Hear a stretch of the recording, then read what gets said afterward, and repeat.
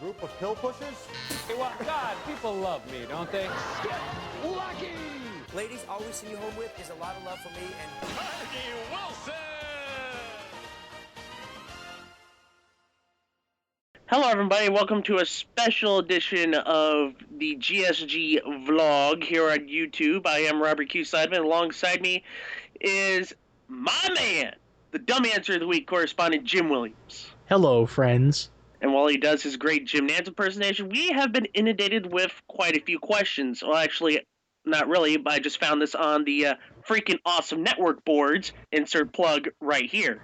Ding. And they posed a really interesting question. How would you rank the American Family Feud hosts? It is an interesting question. Hard to believe there have been 8 different hosts of Family Feud, counting all possible incarnations, one-offs and specials and the like.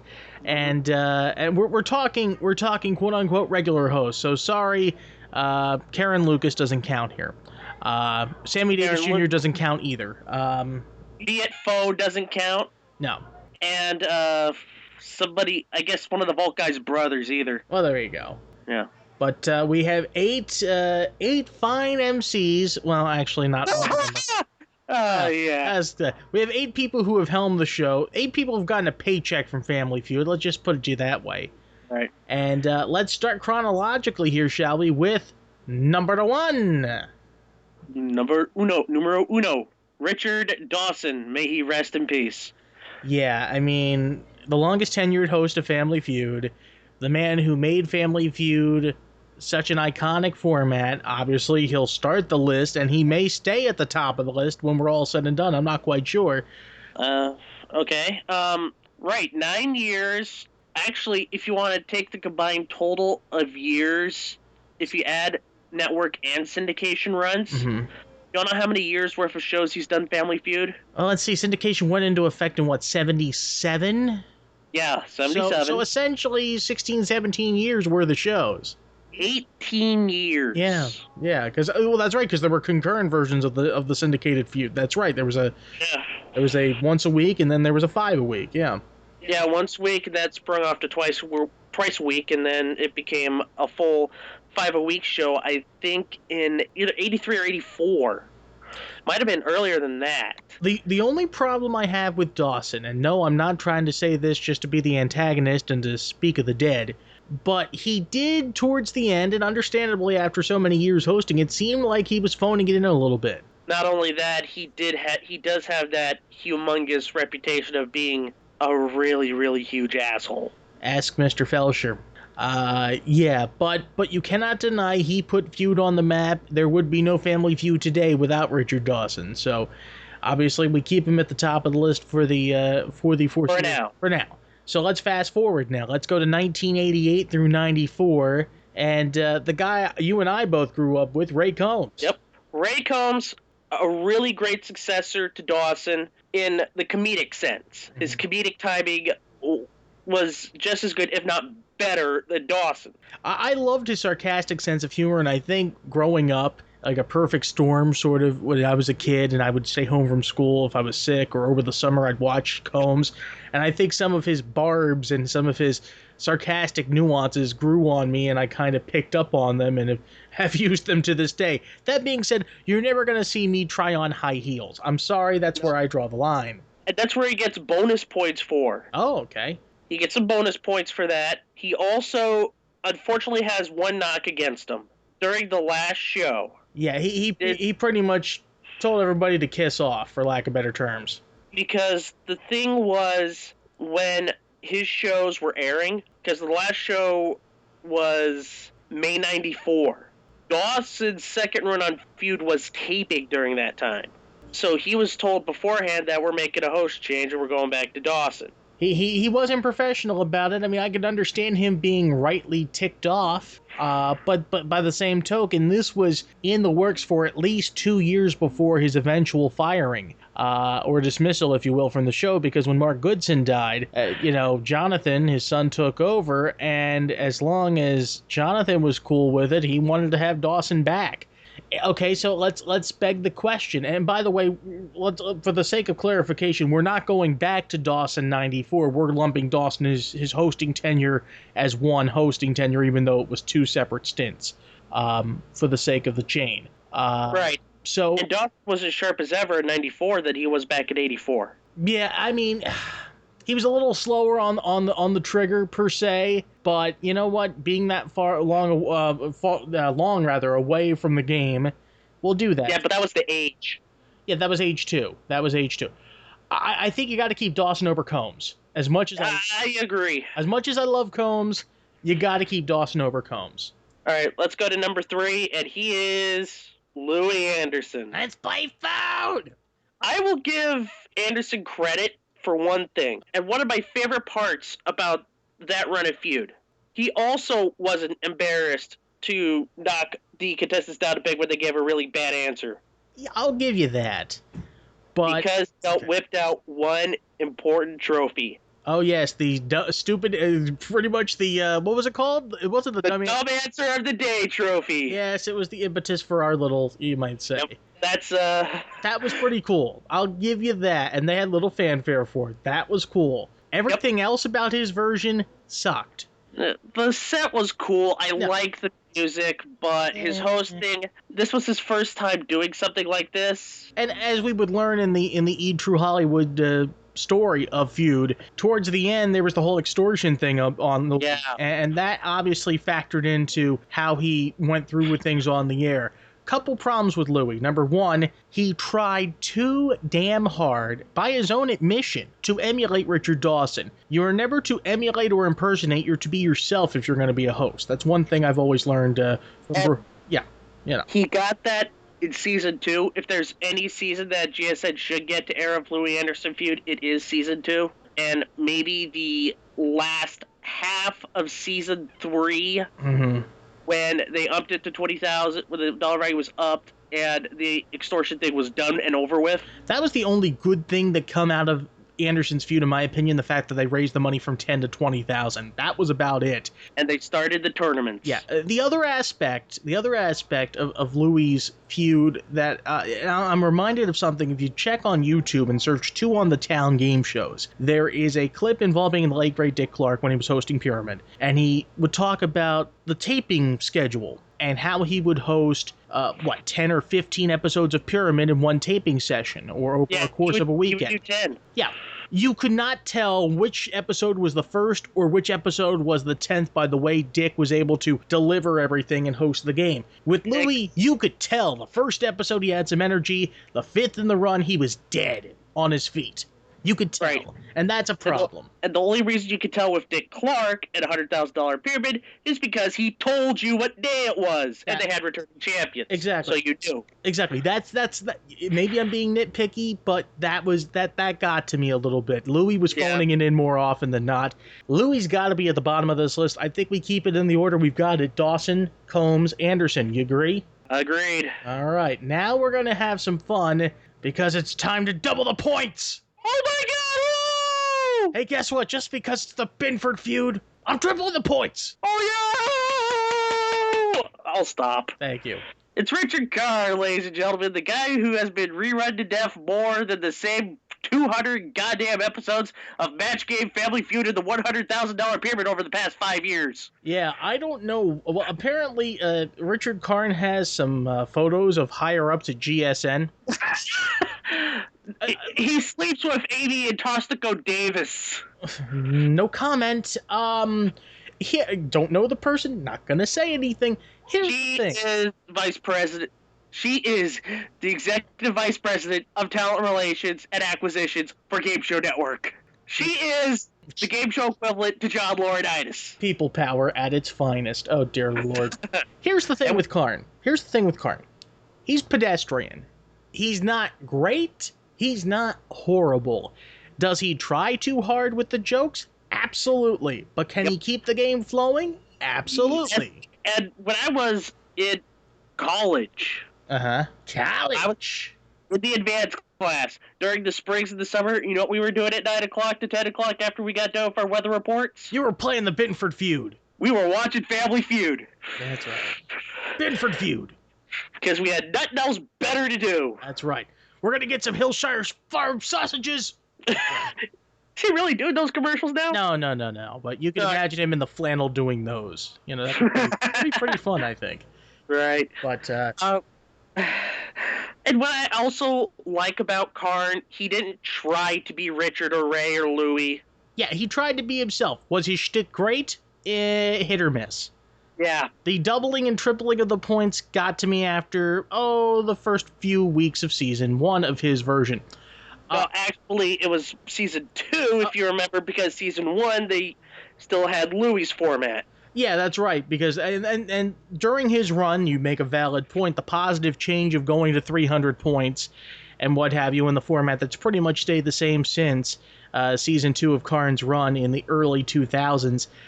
But we're talking hosting here.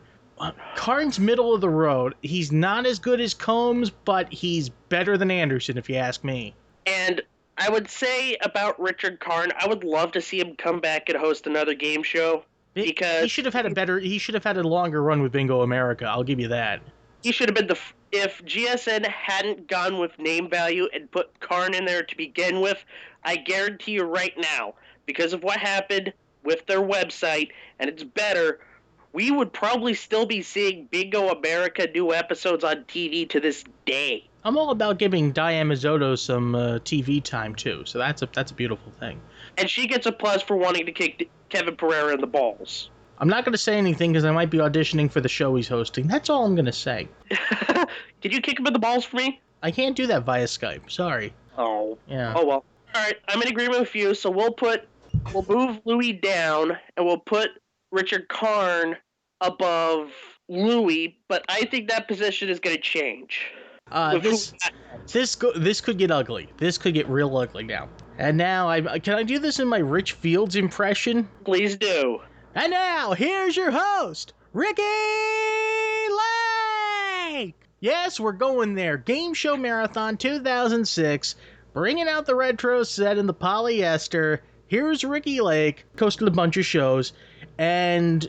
all of them bad. Well, yeah, pretty much. And Family Feud being one of them, and her worst outing.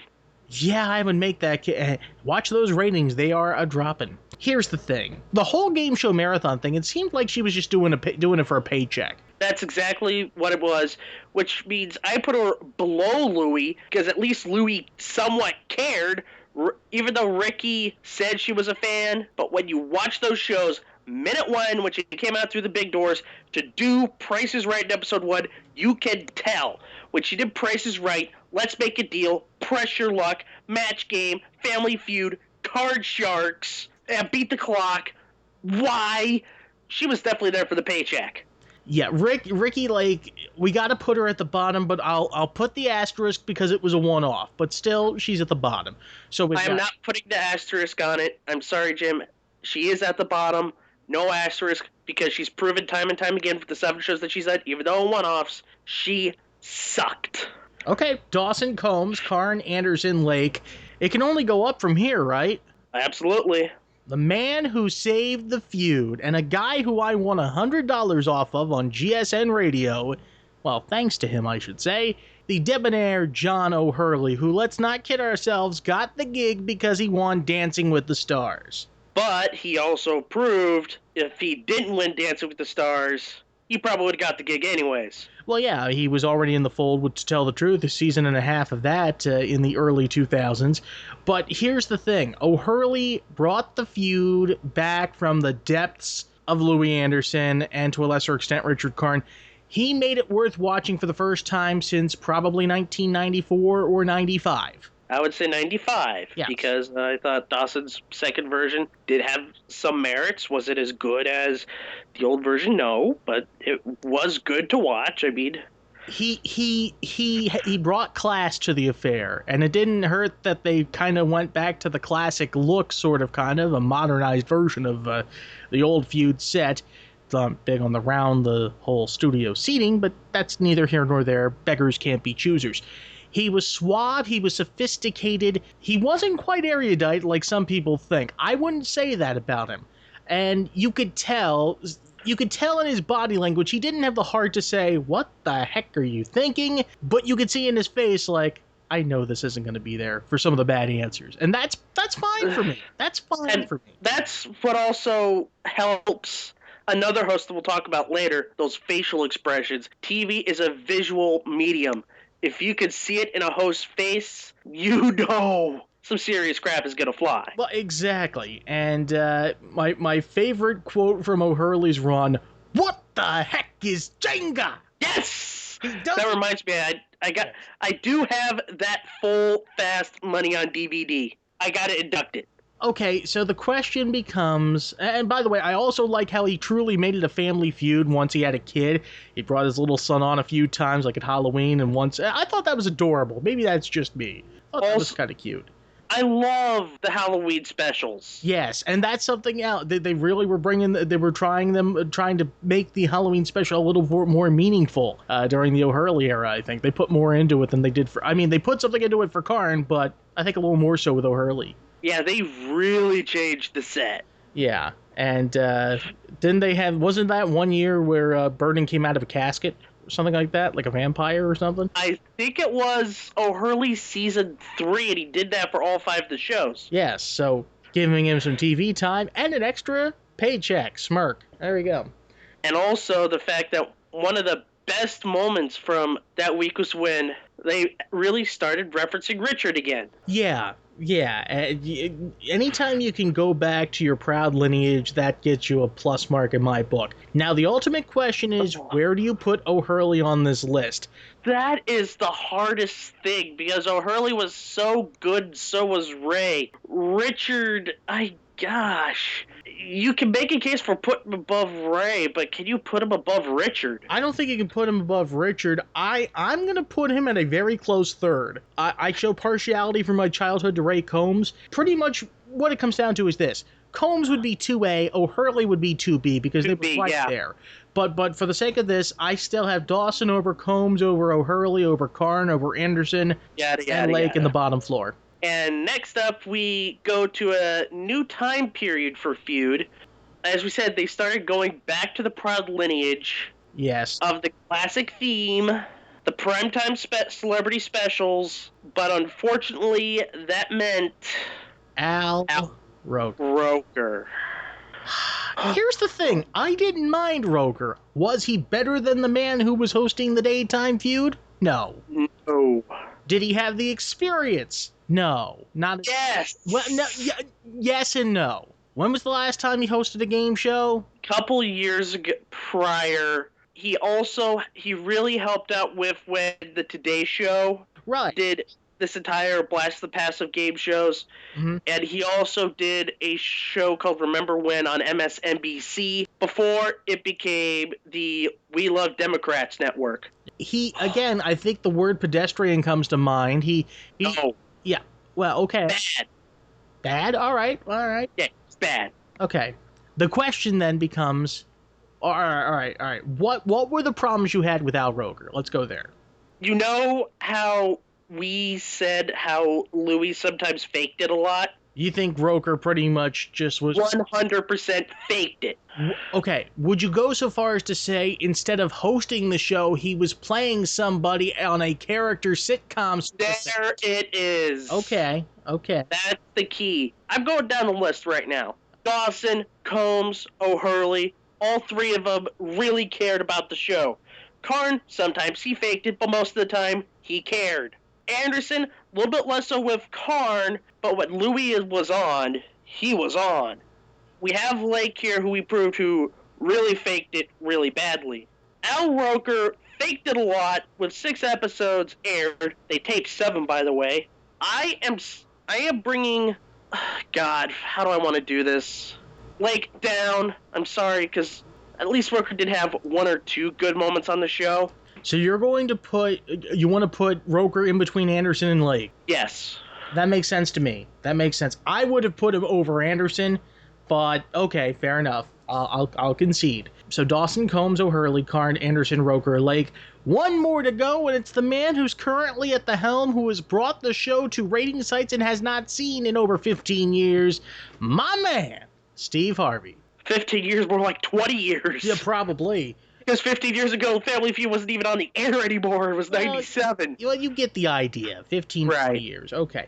Let's keep it real here. When we both heard Steve Harvey was going to host Family Feud, We were worried. we had that preconceived notion from Who Wants to Be a Millionaire that this could be trouble. Gladly, we were so wrong. You can make a darn good case he's the best host since Dawson. You can make a darn good case. And there's other naysayers who say some of his shtick detracts from the game. However, if you just play straight through the game, like question answer, kind of like what Carr and Anderson did sometimes. If you're going to give it the Jack Nars treatment, for lack of better terms, no disrespect to Jack Nars, or the Art James treatment, if you will, you're going to have a pedestrian game. And it's going to be, it's going to be a good solid game, but you don't get anything memorable. You almost always find something memorable on an episode of Harvey's Family Feud, and it's not because he wants to be the star. He brings it out in the contestants, and that is key. Something we haven't seen since, John O'Hurley did it too, but to a less extent. Right. Because he got handicapped in the 4th season. With Bullseye. Which I don't know why they decided to bring that back. You might want to make a case for inducting Bullseye in and of itself. Oh, God, yeah. I think I might have to do a whole month of current run Family Feud nonsense. Indeed. Again, yeah, you mentioned the shtick. Some people, of course, are going to detract. Oh, but the show's become racy and more da-da-da-da-da. You know what? It's 2012. Compared to some of the other offerings you see in daytime or primetime, this is tame. And besides, they were getting racy in the Combs version. Absolutely. So, if anything you're going to say, this is more of a flashback to the Combs version. I never thought I'd say it, but show me a condom. Yeah, exactly. Now, here's my concern with Steve Harvey. And I do have a genuine concern. He's going to record all the episodes over the summer. He also has a daytime talk show debuting in fall. He also does morning drive across this great land on the radio on countless dozens, if not hundreds, of radio stations around the country. I guess what I'm saying is the fear of oversaturation and too much work, if that eventually will get to him. I think it will, because remember, O'Hurley during his run was doing a lot as well. Sure, he was doing a lot of acting, off-Broadway stuff and Broadway stuff, I believe, with Chicago. Spamalot. And of course, doing some radio work too. He's still the voiceover guy for 95.7 Ben FM. It's going to be interesting to see where this goes from here. But I think Steve Harvey's awesome. I enjoy watching his version of Feud. Amazingly, we haven't had more moments for Dumb Answer of the Week, but that's probably because I just don't have a DVR. And that's also because it's double run. Yeah, so what I may see, you may not see in your market, so that becomes part of a problem unless it's just too funny. I mean, you can look at these first 2 seasons. Go watch GSN in the first season episodes. There are so many funny moments. And Steve Harvey is a perfect fit for Family Feud. He's a perfect successor to the Richard Dawsons, to the Ray Combs, to the John O'Hurleys of the world. But the question is, how high does he rank after 2 seasons? That's tough. I'm willing to put him over John O'Hurley. I'm willing to put him in the 3rd slot. So, okay, this is tough for me because I liked O'Hurley a lot. Oh, as did I. We're keeping Dawson at the top. You can, again, like I said, from the outside, Dawson's one.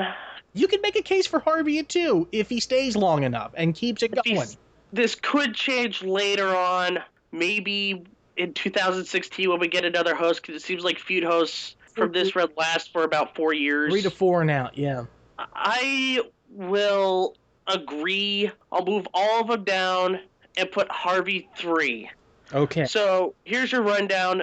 Dawson's 1, Combs 2, but barely over Harvey 3, who is barely over O'Hurley. Then we have a little more separation to Carr at 5. A lot of separation with Carr at 5. A lot more separation with Anderson at 6. And then a gorge of separation between Anderson and Roker at 7. And then a San Andreas Fault and Granite Canyon levels of separation to Ricki Lake. Yes. So there you go. That's it. That's the chain. And if you don't like it, well then... How about this? Yeah. email us. Yeah, I was going to say shove it up your... No, I'm not going to. No. No, we actually like our watchers and viewers. Yes. And fans. Yeah, email us. Give us the email address, Rob. It is sigmafan2@msn.com, or you can tweet us. Yes, we have a Twitter account at Twitter Game Show Garbage. At Yes, Game the Show Twitter Garbage, yes, indeed. At Game Show Garbage. You'll see those links coming in on the screen right about now. There you go. Yes, there they are. There they are. We also have the Facebook fan page that we have, or we also have the Game Show Garbage forums. Yes, the GSG forums are accessible on the website, so there you go. So, we want to do this more often, and you know what? We might just. Yes, with the American Bible Challenge coming out, you know what I want to do? I don't want to say, oh, dear Lord, but oh, dear Lord. I want to do a food chain of... The Great Apostles? I hope not. No, not going there. GSN originals in various eras. That's going to be a multi-part series if we go that route. And we will. And I'm going to have to defer to you on some of that because we didn't get GSN here until like 03 or 02, 03-ish. That will be the best list of all when we hit 02. Right. But I didn't see many of the ones from... for example, I did not really see Burt London's Love Buffet. I'm all the better for that. Inquisition, again, I think I'm all the better for that. Extreme Gong. I'm very much all the better for that. Just plowing through the suck during that period. We might do that one later. We'll definitely do the 2002 to 2004 crop of shows. And we'll also do the crop of shows from, we're talking originals, from 2004 to like the end of the Cronin era. And we'll get to that later on. But until then, for Jim Williams, this is Robert Q. Seidelman. Thanks for tuning in. We hope you enjoy it. So long, everybody. And as always, don't get eliminated! F&A. I've done this show for 6 years, and this could be the first time that I had a person that actually got no points, and I think it's a damn fine way to go out. Thought I was a loser till you walked up here, and you made me feel like a man.